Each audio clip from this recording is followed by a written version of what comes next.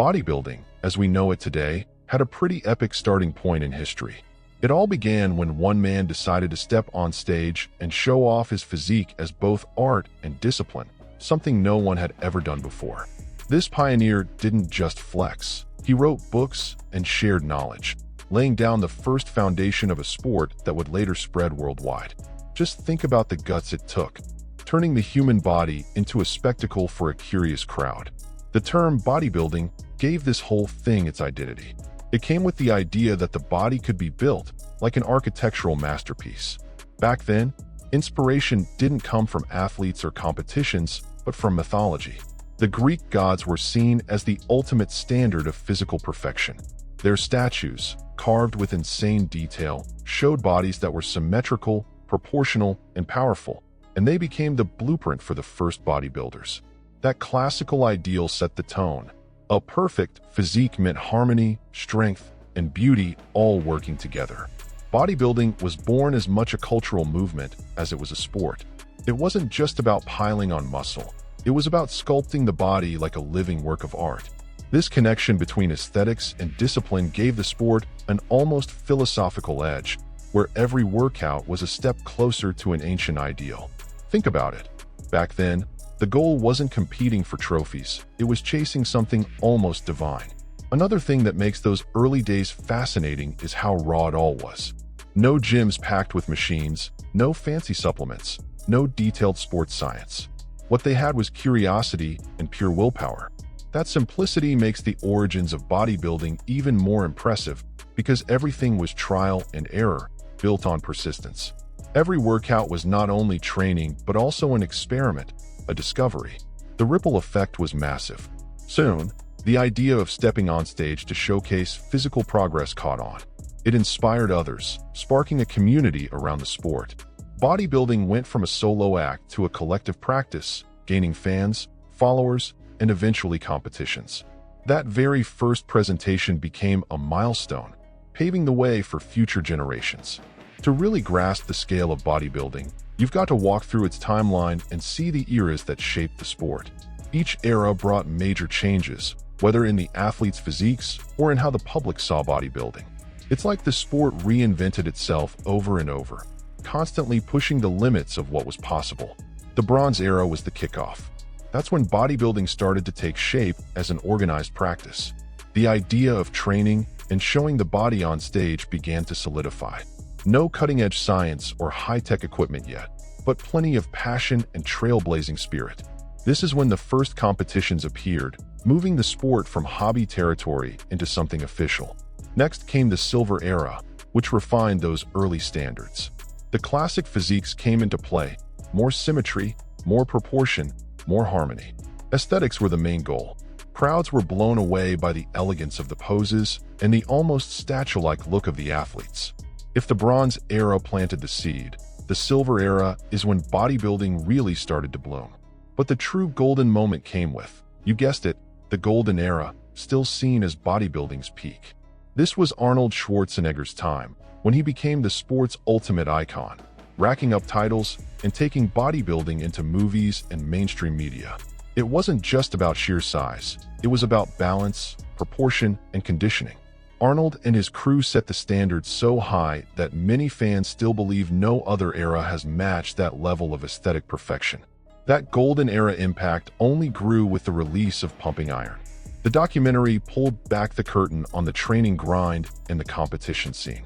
It didn't just popularize the sport, it turned Arnold into a worldwide celebrity. For the first time, bodybuilding broke out of gym culture and became global. What used to be seen as a niche thing suddenly had a place in pop culture, thanks to one film and one unforgettable era. But in the 1990s, a whole new chapter flipped bodybuilding on its head, the Mass Monster era. Led by Dorian Yates, this era introduced a completely different concept. The spotlight shifted away from the classic aesthetic and zeroed in on sheer size. Fans who were used to balanced physiques suddenly faced bodybuilders that looked gigantic, dense, and unlike anything they'd ever seen before. It was shocking, but it also redefined judging standards and changed the sport forever. If Dorian opened the door, Ronnie Coleman kicked it wide open. His string of Mr. Olympia titles came with a physique so massive it pushed the size game to the extreme. What had once been a pursuit of harmony and proportion turned into a race to see who could be the biggest. Many fans look back at this period as a breakaway from the roots of bodybuilding. By the way, are you enjoying this story so far? If yes, hit that follow so you don't miss out on what's next. When we talk about classic bodybuilding, three pillars always come up: symmetry, proportion, and conditioning. These weren't optional. They were the very foundation of the sport. More than just building huge muscles, athletes had to present a balanced, aesthetic physique where every detail flowed together. It was the art of the body turned into a live performance. Symmetry meant balance across the body: shoulders, chest, arms, legs. Everything needed to grow evenly so no part stood out awkwardly. Proportion focused on how different muscle groups related to one another, creating those flowing, statue-like lines. And conditioning? That was about stepping on stage shredded, every muscle separated and visible, no extra fat in sight. It was proof of the athlete's discipline down to the smallest detail. From the Bronze Era to the Golden Era, these three pillars were respected like sacred rules. Legends of the past built entire careers around them. That's why, even today, when people think of aesthetic physiques, they picture those eras. They set a standard so timeless it still guides how fans and athletes talk about bodybuilding, even after all the changes that came later. The most amazing part is that these physiques were built with far fewer resources than we have now. No advanced machines, no massive supplement industry, no deep sports science. And yet, the results were stunning. So much so that many fans argue the old school look still outshines the modern one. That just proves how far dedication, brutal training, and respect for the basics could take you. But there were reasons athletes back then didn't get as massive as today's competitors. One big factor was overtraining. Many of them hit the gym twice a day, 6 days a week, thinking more was better. Now we know recovery is essential. Without it, the body can't grow to its full potential. Another factor was limited pharmacology. Early anabolic steroids had just started circulating, and usage was much lighter compared to today. Gains came slower and stayed closer to that classic aesthetic. Ironically, those limitations ended up being a blessing, keeping physiques from going to the extreme levels we'd later see. The 1990s marked a definitive break. In 1992, Dorian Yates walked on stage with a look nobody had ever witnessed before: dense, thick, and brutally muscular. That moment sparked the mass monster era, where judging moved from aesthetics and harmony to raw size. From then on, being huge wasn't optional, it was the rule. Judges played a massive role in this shift. By rewarding bulkier athletes, even when they lacked symmetry or proportion, they sent a clear message: size was king. The results snowballed. Each year, physiques got bigger and bigger in a seemingly endless race. The classic beauty gave way to monstrous bodies that wowed with sheer impact, but often sacrificed elegance. The peak of this era, as we said, came with Ronnie Coleman. He brought mass and strength to a level that seemed almost impossible. His jaw-dropping physique inspired an entire generation, but it also raised tough questions. How healthy was it to push the human body this far? Could it even be sustainable? Those questions still hang over the sport today. With this new mindset, drug use skyrocketed. Steroids, insulin, growth hormone, and more recently SARMs became part of daily life for many athletes. These substances delivered fast, massive gains, but they also came with huge risks. On-stage physiques kept getting more extreme, while behind the scenes, the reality was far darker: health problems, hospital visits, and even deaths. Another big shift was in how the athletes actually looked. The grainy look, super dry, fibrous muscles became the new standard. At the same time, classic elements like the vacuum pose pretty much vanished, replaced by wider waists and bloated midsections. What used to give a sense of lightness and elegance turned into something heavier, harsher, and not every fan liked it. This split the bodybuilding community. Some admired the sheer dominance of these massive physiques, while others mourned the loss of classic aesthetics. What had once reached mainstream popularity in the golden era now started to drift away from the general public. Bodybuilding was becoming something almost superhuman, but also way more controversial. You can't tell the story of bodybuilding without talking about pharmacology. The turning point came in 1958 with Dianabol, the first anabolic steroid to be widely used in the sport. It opened the floodgates to a whole new level of muscle growth that once seemed impossible. From then on, bodybuilding wasn't just about discipline and genetics. Chemistry became a powerful and risky ally. Over time, new compounds kept reshaping the game. By the 1990s, alongside traditional steroids, insulin and growth hormone had entered the mix, pushing physiques to unprecedented levels. The result? Athletes so massive they could blow away any audience. But along with bigger bodies came heated debates about health and ethics, conversations that still hover over the sport today. The internet played a massive role in this evolution. What used to be a closed-off backstage secret was now just a click away on forums, videos, and chat groups.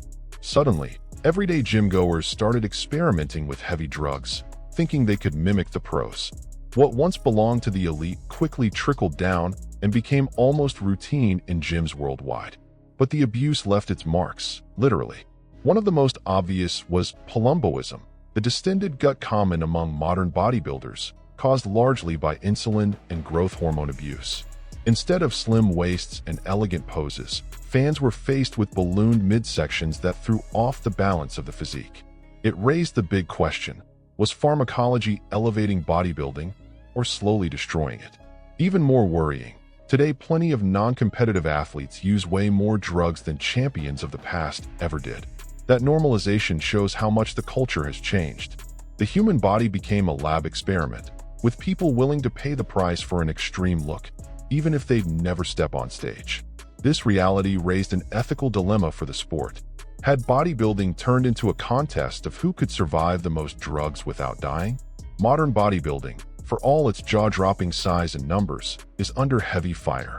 The open category, the home of the so-called mass monsters, is often criticized as being oversaturated. For a lot of fans, watching yet another giant physique just isn't as exciting anymore, because aesthetics and harmony seem like distant memories. One of the most common criticisms is that bodybuilding actually regressed in terms of beauty. Strangely enough, we've never had so much knowledge about training, nutrition, and sports science as we do now. Yet many argue that physiques from decades ago, built with fewer resources, were more beautiful, more proportional, more balanced. It creates the feeling that technical progress came at the cost of the visual essence that made bodybuilding shine in the golden era. And then there's the million-dollar question: is the size game a one-way road?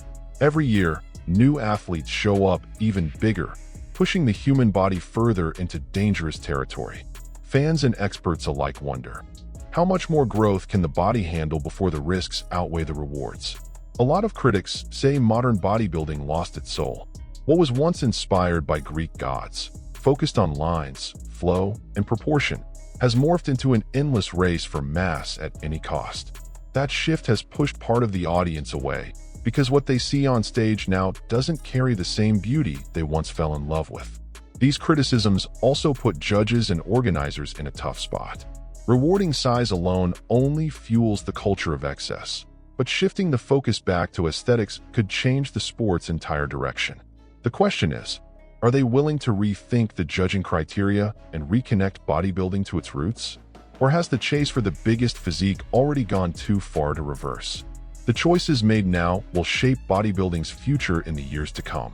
But not everything seems lost, because in 2016, Mr. Olympia introduced something that shook things up: the Classic Physique division. This category was a direct response to the backlash against modern bodybuilding, bringing back an emphasis on aesthetics and proportion. Inspired by the golden era, the mission was clear: revive what fans loved most about the past, and provide a real alternative to the mass monsters of the open class. Since its debut, Classic Physique has won over fans at lightning speed. Unlike the open, physiques here looked like the legends of old: elegant lines, narrow waists, and artistic posing. It pulled back in longtime fans who missed the classic look, while also attracting new ones who saw the sport as more approachable and visually appealing. It was like bodybuilding had reconnected with its roots. The impact went beyond the stage. By bringing aesthetics back to the spotlight, bodybuilding regained media attention and reached audiences who had tuned out during the mass monster years.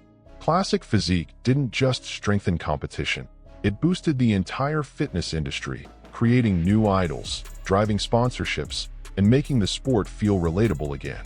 Even Arnold Schwarzenegger himself spoke out in favor. In his view, Classic Physique should be the main event at Mr. Olympia because it represents what bodybuilding truly is: the pursuit of harmony, proportion, and physical beauty. When one of the greatest names in history says that, you know there's something special happening. Many believe Classic Physique isn't just another division. It's the real future of the sport. It strikes the perfect balance between tradition and modernity, keeping the spirit of the Greek gods alive while adapting to today's world. And the fans have made their voices clear. By filling arenas and rallying behind Classic, they've sent a powerful message. They want physiques that inspire, not just shock. At the end of the day, Classic Physique represents hope. Hope that bodybuilding doesn't have to choose between size and beauty, but can celebrate the human body at its most harmonious. Maybe years from now we'll look back at 2016 as the start of a new era, as defining as any before it. So, what about you? Do you think the future of the sport lies in Classic? Drop your thoughts in the comments. Because this conversation is just getting started, bodybuilding has come a long way. From the inspiration of the Greek gods, who embodied physical perfection, through the timeless golden era aesthetics made famous by Arnold Schwarzenegger, all the way to the massive physiques of the mass monster era. Each stage left its mark, showing how the sport reinvents itself while reflecting the values of its time. It's a story of evolution, but also of challenges. And this is where I want to hear from you. Which style do you think best represents bodybuilding, the classic or the modern? Your opinion matters, so don't hold back. This is a space for us to debate and keep the flame of bodybuilding history alive.